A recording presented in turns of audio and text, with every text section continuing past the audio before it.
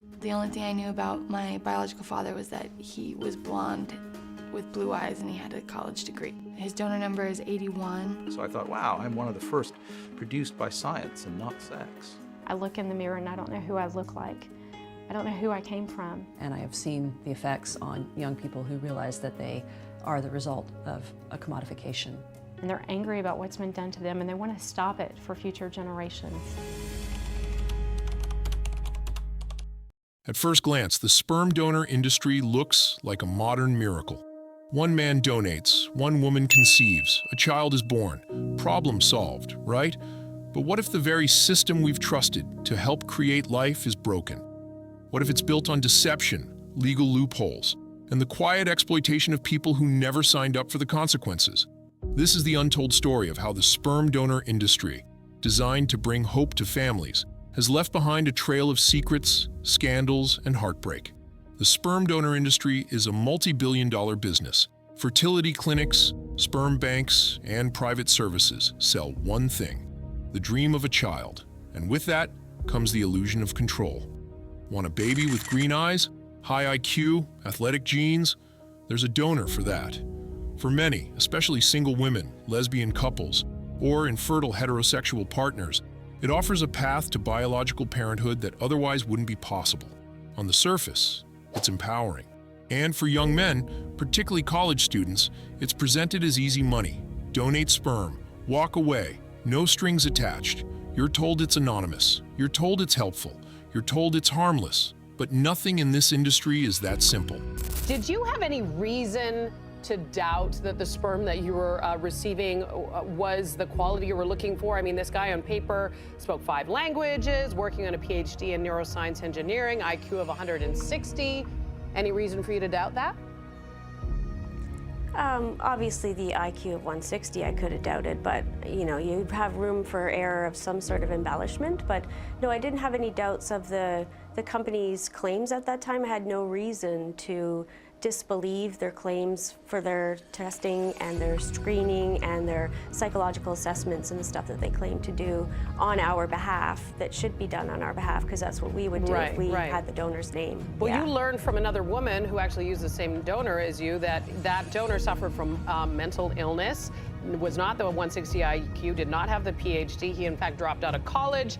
He had run-ins with the life and did some time in jail. How did you react? Well, it was heart-wrenching information to learn. It was like a lead ball dropped to the bottom of my stomach, and I felt physically ill. What are the parents of these kids' greatest concerns? Their greatest concern, obviously, is for the welfare and the future of their children. Psychosis doesn't manifest until 18 or older. And the children are all between the ages of 2 and 11 at the present time. And now I understand. I just quickly want to say most sperm banks do test for all this. In fact, Zytex, the companies, they say that they were in complete compliance with industry standards. Don't they all test for mental, physical standards that have to be met for their donors? There are no regulations that require them to do any testing in addition to testing the sperm for STDs and quality. But let me actually pull up their response from Zytex just to give the other side. Pursuing claims in a court of law requires actual evidence and proof.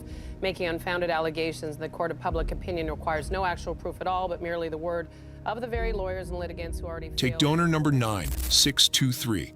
He was advertised as a genius. Fluent in 5 languages with an IQ of 160, a master's degree, and a clean bill of health. Families paid thousands of dollars for his sperm, trusting the clinic's glowing profile. But almost everything was a lie. He was actually a college dropout with a history of mental illness, including schizophrenia and narcissistic personality disorder. He was also arrested multiple times. By the time the truth emerged, he had fathered at least 36 children. Many of those children now suffer from the same severe mental health conditions. Their parents had no idea. The clinic never disclosed it. Why? Because they didn't have to. In the United States, there are no federal regulations that limit how many children a single donor can father. One man can biologically create dozens, even hundreds of children, across different states or even countries, with no oversight. Another family that have to deal with all of that Like, we really don't. For much of Alex Norman's life, he grew up hearing his biological father was essentially perfect on paper, a high IQ and a doctoral student with no history of medical problems. Until one day, he and his family learned the sperm donor used to bring him life had lied. You confirm over and over again, and it starts lining up more and more, and you have this kind of dawning realization that, like, oh my God, I've been lied to. Most sperm banks don't share donor information with each other. There's no national registry, no background checks between clinics, no accountability. In fact, some donors hop between clinics using different aliases. Others sell sperm online, unregulated, sometimes even offering to impregnate women the natural way. And yes, that actually happens. There's a black market for sperm. Social media platforms and private Facebook groups have become hotbeds for unregulated donations. There are no medical screenings, no STD testing, no tracking, just strangers making babies. For decades, the system relied on anonymity. Donors were promised privacy. Parents were told they'd never have to worry about the donor showing up. Children were rarely told the truth. But then came consumer DNA testing.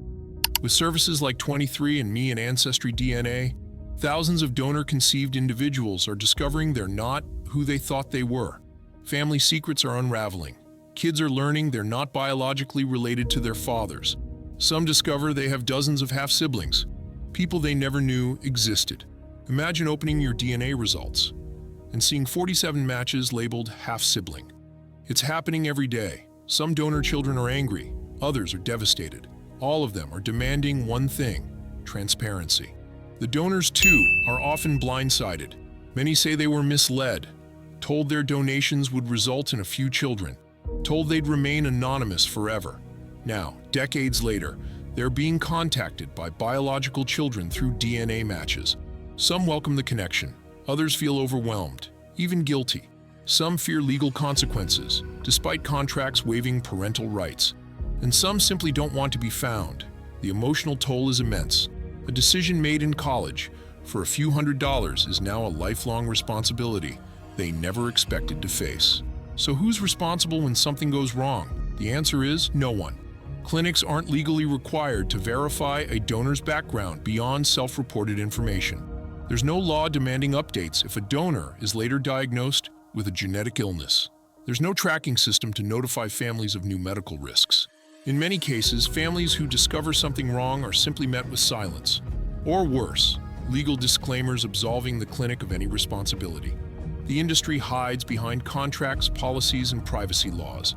And in the end, it's the families and children who suffer the consequences. This isn't just a problem in the US. In the Netherlands, a single donor was discovered to have fathered over 500 children across multiple countries.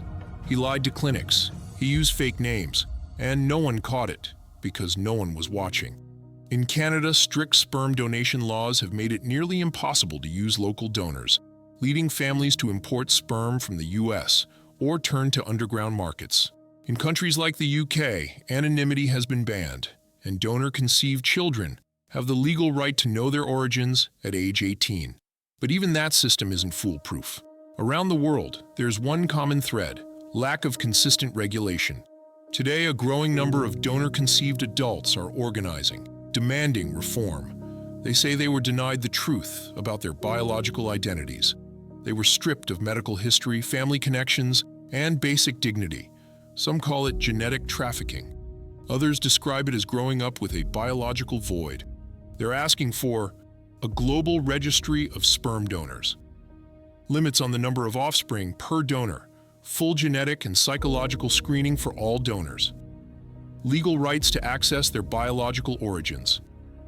They're not asking for the industry to stop. They're asking for it to grow up. The sperm donor industry isn't inherently evil. It has helped to create millions of families, bringing love and life where biology alone couldn't. But it has also caused immeasurable pain, all while hiding behind anonymity and profit. What's needed isn't destruction, it's regulation. Real, enforceable rules that put children first. Not clinics, not convenience, not cash. Because creating a child should never be a commercial transaction. It should be a decision grounded in honesty, empathy, and responsibility. And until that happens, the question will linger: Are we creating families, or are we creating products?